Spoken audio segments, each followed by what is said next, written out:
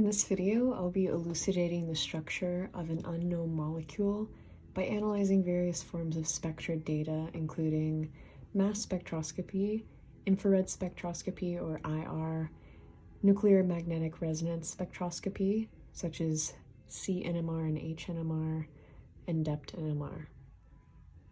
I'm going to establish some clues that I gathered from each of the spectra, and I'll use these clues to then unravel the structure of the unknown molecule. First, I'm going to start with the IR data.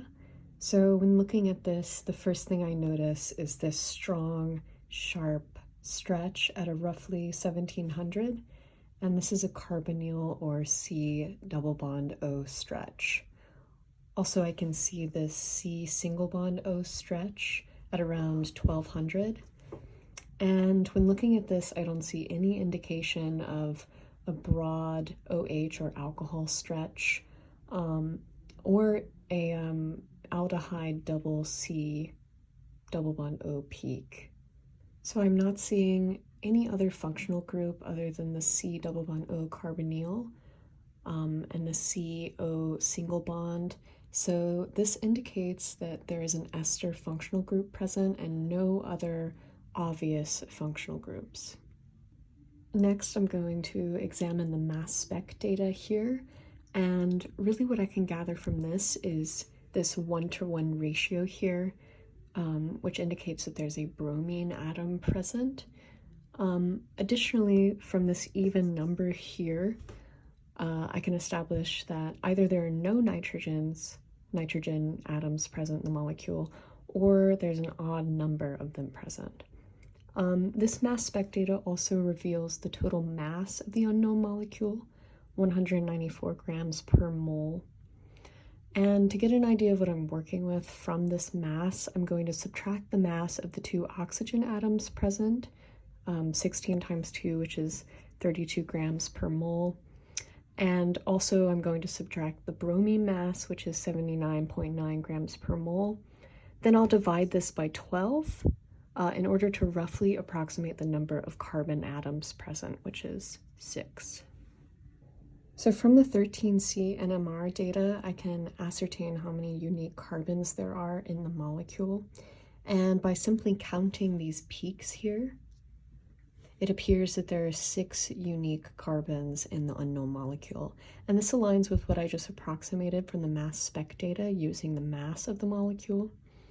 And when looking at this NMR data, I see that there is one downfield sp2 hybridized carbon here, and that is that carbonyl carbon in the ester functional group.